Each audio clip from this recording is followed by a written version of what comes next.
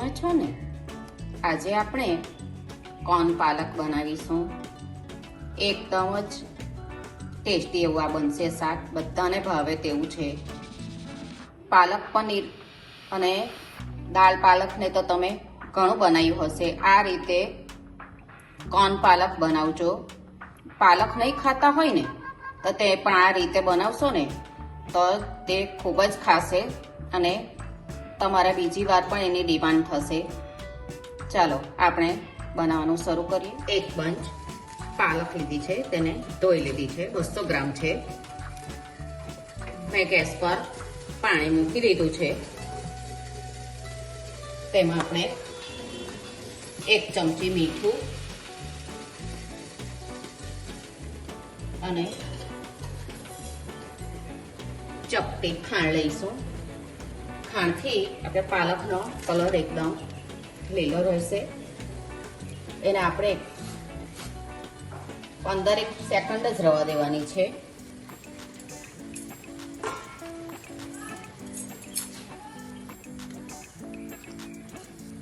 વધારે આપણે કરીશું ને તો એનો કલર કાળો થઈ જાય.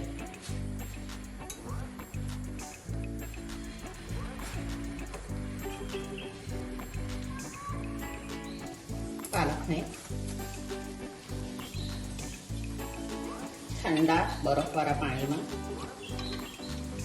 આ રીતે કરશો તો એની કુકિંગ પ્રોસેસ બંધ થઈ જાય.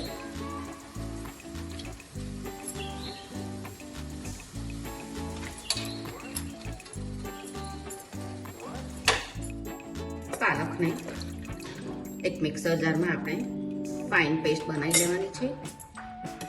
1 કપ ફ્રોઝન મકાઈના દાણા લીધા છે. તમે ફ્રેશ મકાઈ પણ લઈ શકો. તેને આપણે પાણી રેડશું અંદર. 10 મિનિટમાં આપણી મકાઈ સરસ થઈ જશે. 10 લસણની કળી લીધી છે, 1 મોટો આદુનો ટુકડો, 2 લીલા મરચાં, 2 ડુંગળી લીધી છે, કાંદા અને કોથમીર લીધી છે. બધું આપણે ઝીણું ઝીણું ચોપ કરી લેવાનું છે. બધું ઝીણું ઝીણું આપણે ચોપ કરી લીધું છે.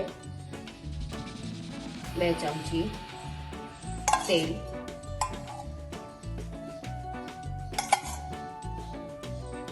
અને 1 ચમચી ઘી લઉં છું. તમે બટરનો ઉપયોગ પણ કરી શકો.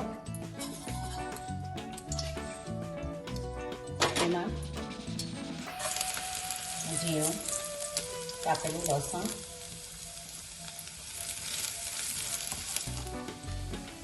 લસણ થોડું ડાર્ક થઈ ગયું છે એટલે એમાં આ 2 ઝીણા કાપેલા છે કાંદા લઈ લઈએ.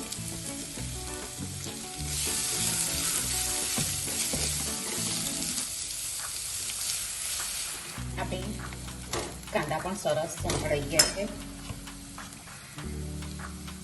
આદુ અને લીલા મરચાં, એમાં મકાઈના દાણા પણ લઈ લઈએ.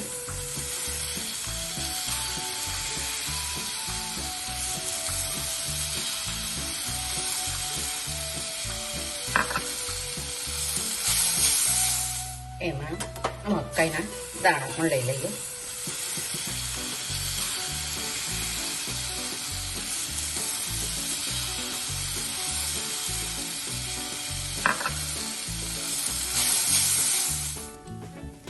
પાલકની પ્યુરી જે બનાવેલી હતી તેના અંદર લઈ લે. જો એનો કલર એકદમ જ લીલો છે.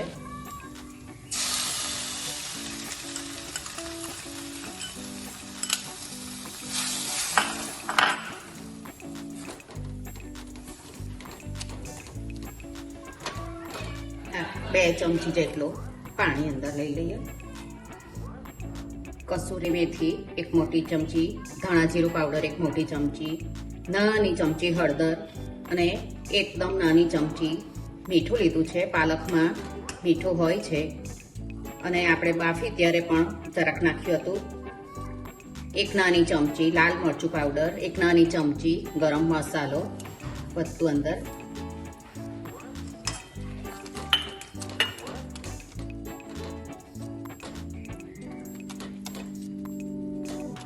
2 ચમચી ઘરની મલાઈ છે.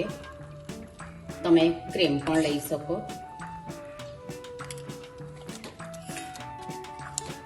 તો એનો કલર કેટલો સરસ ગ્રીન દેખાય. થોડાક આપણે કોથમીર, પછી આપણે ગાર્નિશિંગ કરીશું.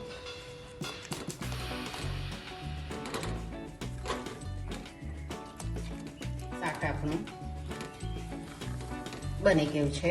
પાલક પણ આપણે ઉપર એક વઘાર કરીશું. હું ઘી લઉં છું. તમે તેલ કે બટર પણ લેવું હોય તમારે તો. 1 મોટી ચમચી લીધું છે ઘી.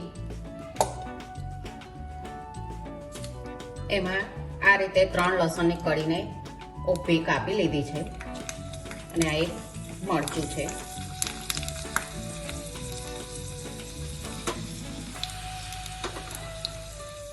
લસણને થોડું ડાર્ક થવા દીધું છે.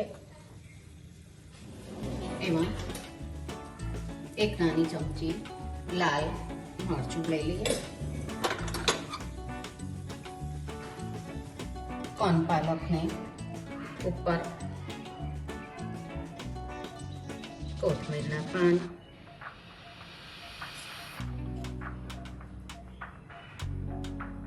ક્રીમ,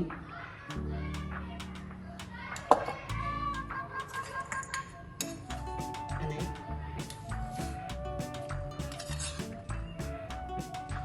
આનો ટેસ્ટ તમે આ રીતે લસણ થોડુંક ડાર્ક થાય ને તેવું કરશો ને તો એકદમ જ એનો ટેસ્ટ સરસ આવશે. કોર્ન પાલક બનીને તૈયાર છે. તેને રોટલી, પરોઠા, ભાખરી કે તમે રાઈસ સાથે પણ ખાઈ શકો. એટલું જ ટેસ્ટી લાગે છે આ. તમે પણ આ રીતે બનાવજો અને મને કહેજો કે તમને કેવું લાગ્યું કોર્ન પાલક. આપણે પાછા મળીશું બીજી રેસીપી સાથે. આવજો.